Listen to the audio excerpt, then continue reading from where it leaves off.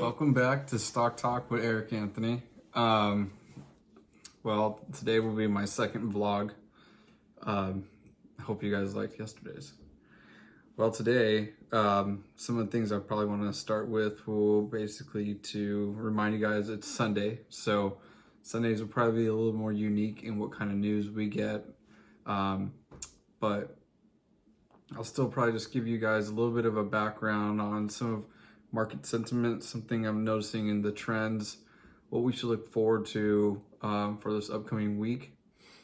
I'm going to highlight a couple stocks that I think you should probably keep on your radar for the upcoming week as well. Again, anything I say here is not financial advice. The point of this is just to kind of give you guys an insight on someone who works from home as a dad, husband, just likes to invest in the long term. Yeah, like I said, right now, what I'm noticing on YouTube is that a lot of YouTubers are just like, oh my God, over the top, fear. And anybody you thought you liked, or I'm not saying that you don't like anybody, but anyone that you thought could or never would be a bear is now a bear in this market. Everyone has decided overnight that they've realized that they can outsmart the market and are just going to time it. We're talking major YouTubers that just doing, again, 180s on how they look at things, and again, to each their own. But for someone like me, long term, I think would be the best approach. And something I want to think about, what I've been thinking about today, so hopefully something that you guys think about out there when it comes to the market, is just how are you going to view things? You're going to view things as obstacles, or are you going to view things as opportunities? I think in times like these, with the whole Russia-Ukraine thing and cases and variants and all these things, I think no matter what, there's always going to be some crazy news in the world as long as we're here. I think it's in anyone's best interest who's trying to invest long term is just to make sure you're in the market rather than try to time the market. I'm sure you've heard that many times, but it's better to be in than trying to figure out the bottom and when you're going to hop back. It's just this whole thing.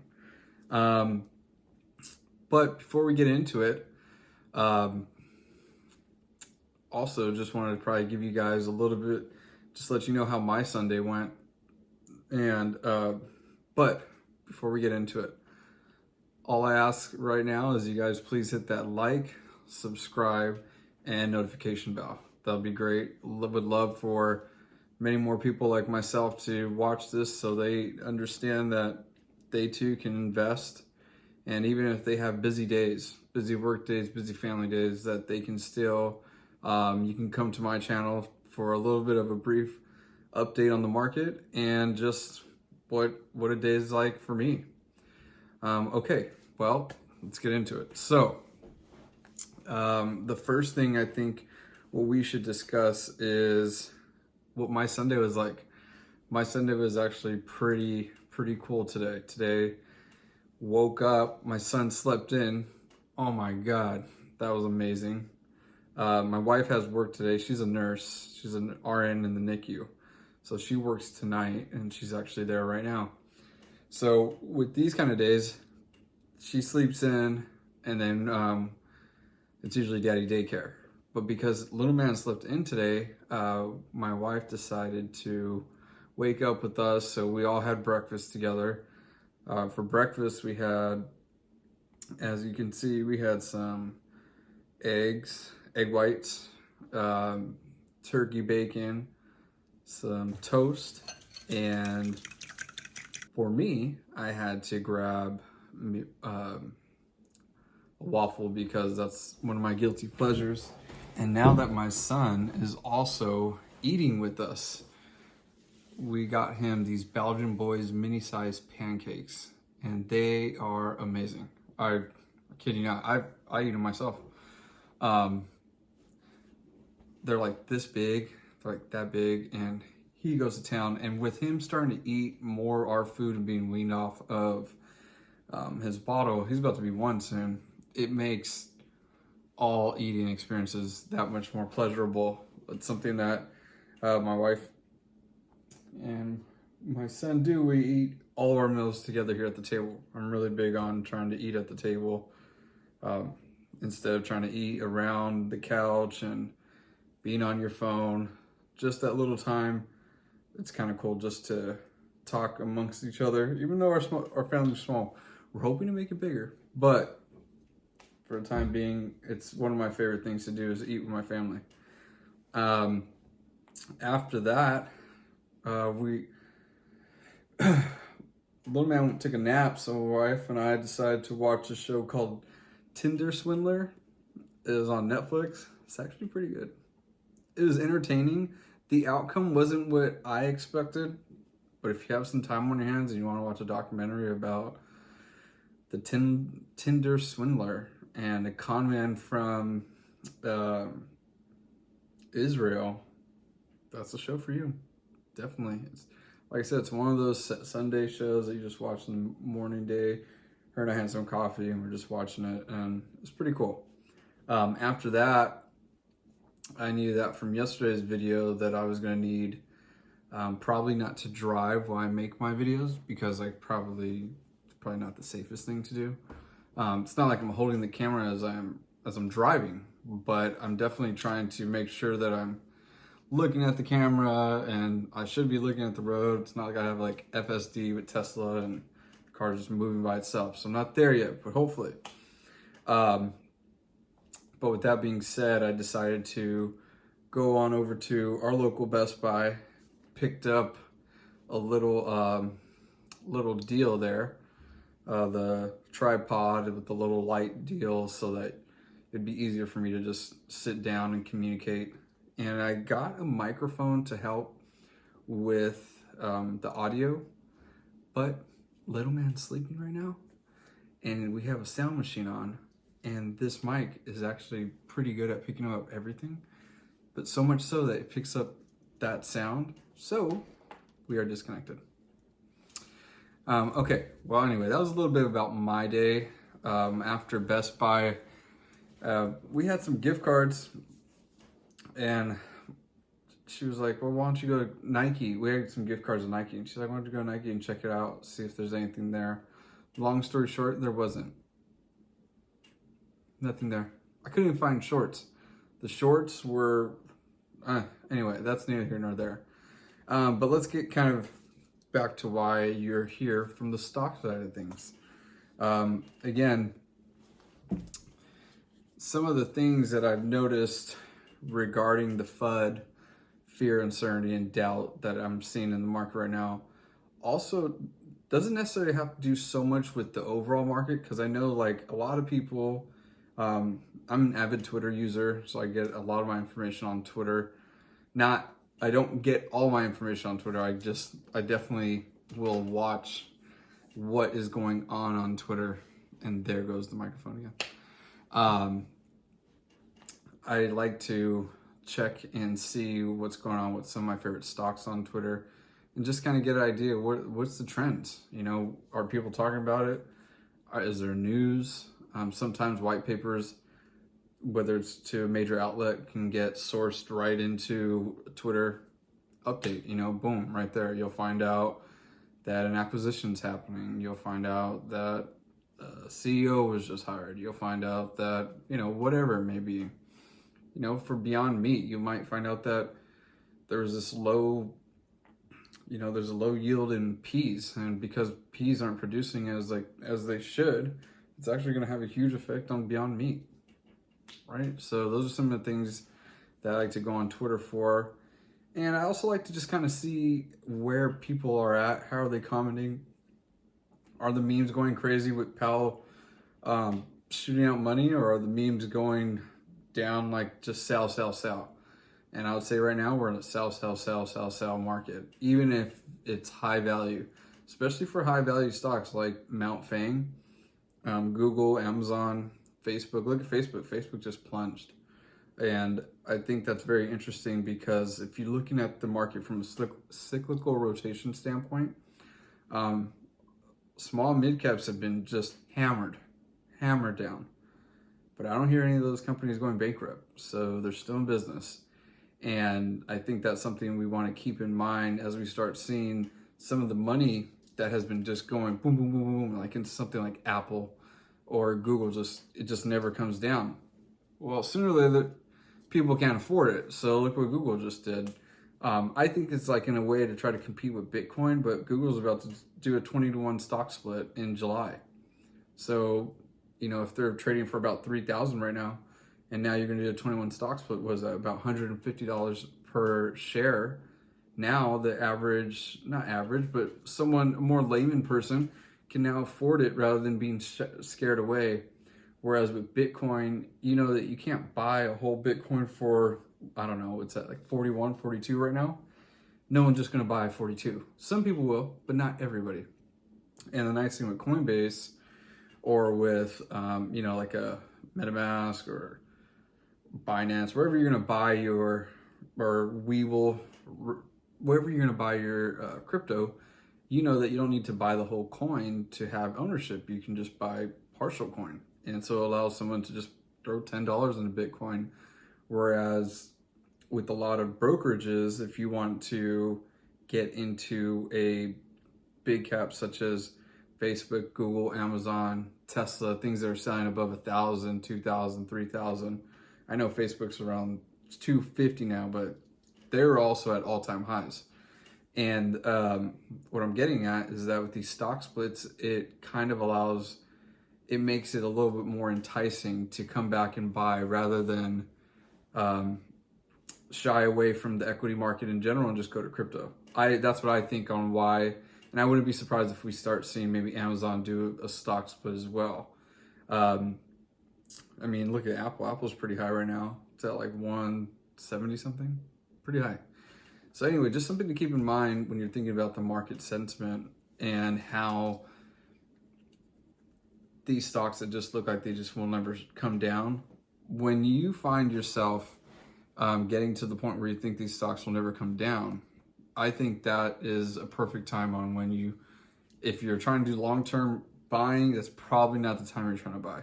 My cousin told me something really impactful that stood with me as from a trading, selling, and buying standpoint, was that if you like a stock and you see the price, and if it's too high that you wouldn't buy it, then don't buy it. It's really that simple. Don't try to chase it. Don't try to catch a falling knife.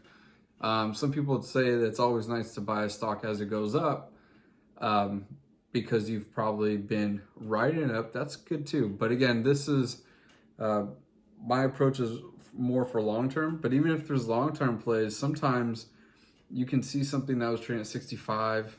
You see it trading at 85, 110, 120. Great, those might be all great buying points for you. You want to just kind of keep building your position.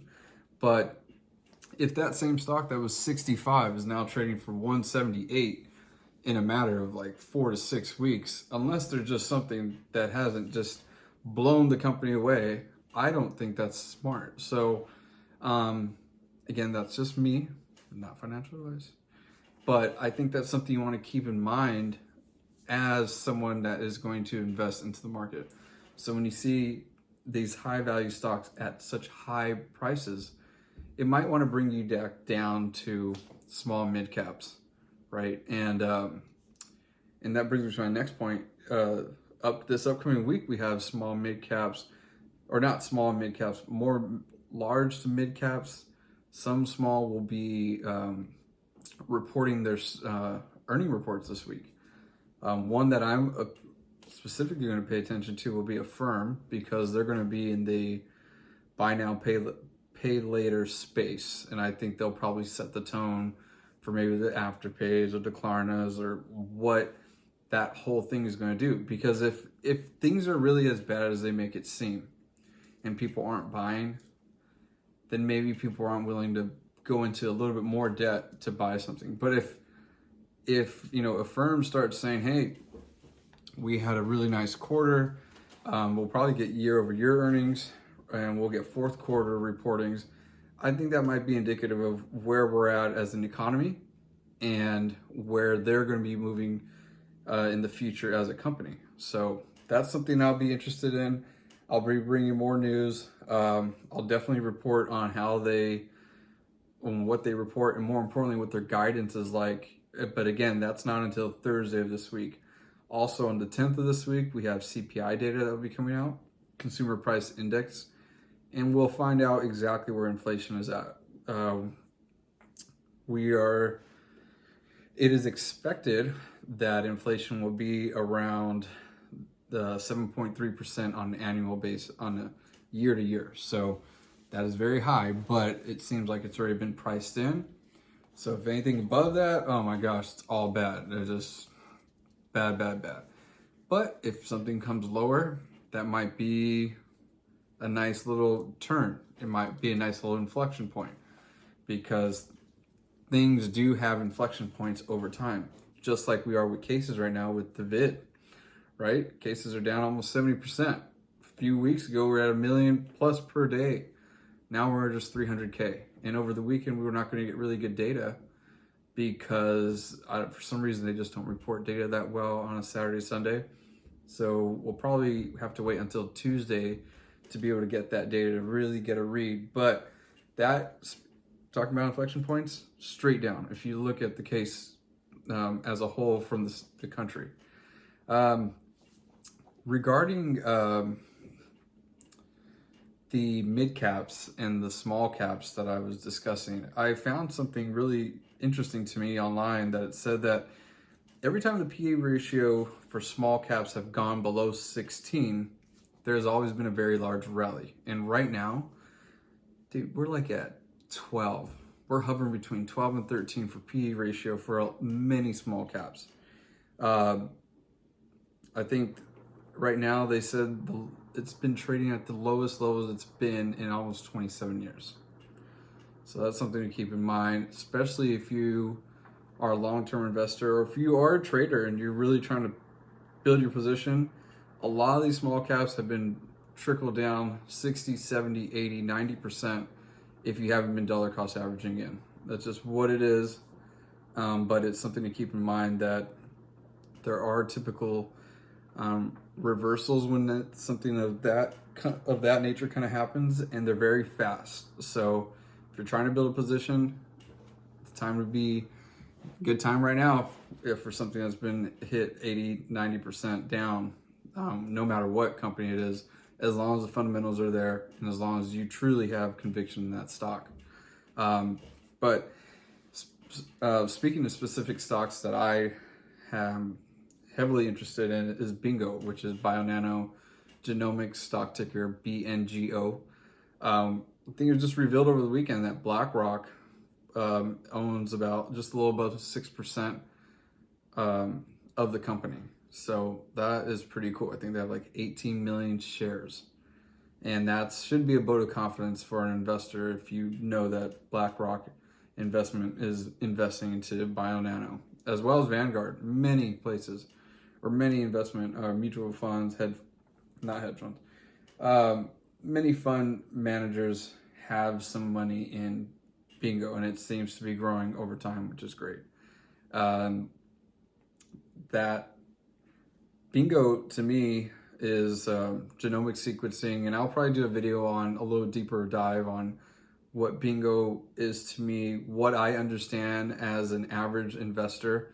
The science is pretty high up there, so I'll definitely do a little video because I do feel that there are many YouTubers out there that are giving great content with regard on BNGO updates, but still some of us don't really know what it does. We just know that it's genomic sequencing. So that'll be something I'll look forward to trying to do a deeper dive in and trying to explain it in a short amount of time that it's comprehensible to someone that you can discuss with a family member that has no idea about the space, or a friend, or even a significant other. But right now I just feel like it's a very hard science to wrap your brain around unless you really are interested in it.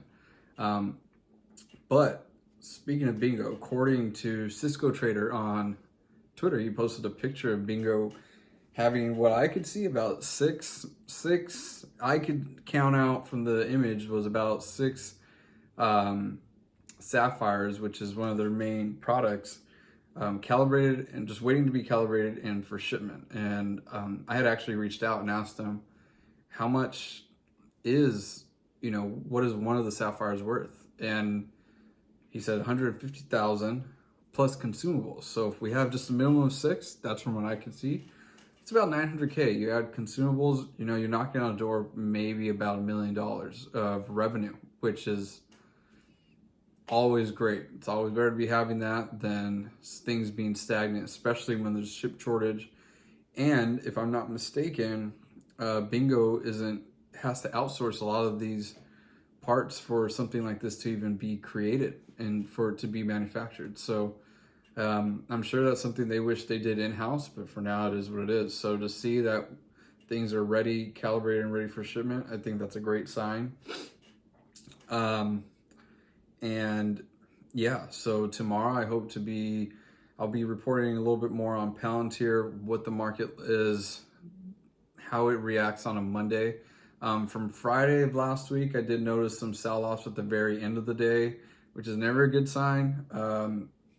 So yeah, I hope you guys got some good content, got to see what some of my day is like here at home.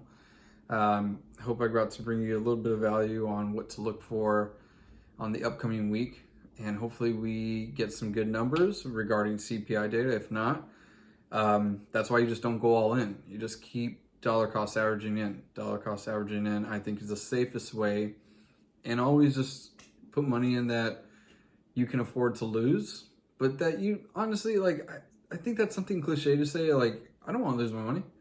But at the same time, I know that I'm not going to get my return today or tomorrow. I always try to think about like Shark Tank sometimes. It may sound stupid, but I don't see Mark Cuban just saying, you know what, I'm investing today. I'm going to give you what you want. You want 500,000 for 2.5%. I'm going to give you that, and I expect my return tomorrow. No, the last time I see it is sometimes he'll counter. He'll give a little bit less and says, if you meet that benchmark, then we'll readjust and maybe I'll give you more money so that we can continue to build. I don't remember him saying, I'm just going to sell all out. I want all my money tomorrow. So I think that's just something to keep in mind regarding like some of the psychology as an investor. Again, this is not for trading. Trading a whole different beast. Options a whole different beast. But for long-term investing, for your high conviction plays, I do think it's advantageous to dollar cost average in. And if you do, and you start seeing these things such as PA ratios super down now, right? This might be a good time if you have some cash on the side to start getting ready. If you want to maybe make a deeper dive, I guess is the best way to say, for a stock rather than just trying to time the market, because I don't think that's going to work. But yeah, so again, happy Sunday to everybody. See you for tomorrow. I hope tomorrow goes well. Something I have to think about tomorrow is actually, I put in my time off from baby bonding time last week, and I was told by my job that you have 8 weeks for baby bonding time, and I was under the impression I only had 2 weeks left, and you have to take it before your baby turns a year old. So I called HR and they're like, actually you have 3.8 weeks that you have. So you need to take time off like immediately so that you get at least 3 weeks, 3.2 weeks if you can do that. So I took my time off starting on Friday, and then I don't know why, but I get an email saying that you're denied baby bonding time because you haven't worked enough hours. So as you can imagine, that's stressful. So I'm going to have to wake up early tomorrow, give a call to HR. Hopefully it's a mistake, because it's a huge turnaround from having almost 4 weeks of paid time off to telling me that I haven't even worked enough time to have baby bonding in general. So how did I get the first? I don't know. Hopefully, if you're watching this, wish me luck. I hope it goes well, because yeah, that kind of sucks. But anyway, just want to be honest with you guys. Not every day is oh yeah, I'm the best trader, I'm the best investor to the moon. No, I think a lot of us need to remember that a lot of us are normal people, and we invest for our futures and to hopefully be able to just not have the daily stresses that we all have in some capacity. I don't care if you're living in a mansion or if you're living on the street. I think all of us have stresses that we all internalize and we all try to deal with individually or as a unit. And not every day is peaches, because even when you think you have good days, things like that hit you, right? And it was just such a bummer. Oh man! So I really hope that my paperwork is all fine, because I'm planning. I already have plans for those 3 weeks off. There's some things I want to get done around the house. His birthday's around the corner. We want to take him to a couple places we have in mind. So yeah, so wish me luck. But until tomorrow, you guys have a great night. And again, like always, this is Stock Talk with Erik Anthony, and I'll see you mañana. Just to watch ourselves fall. So I'm wide awake for this, for the whole relationship.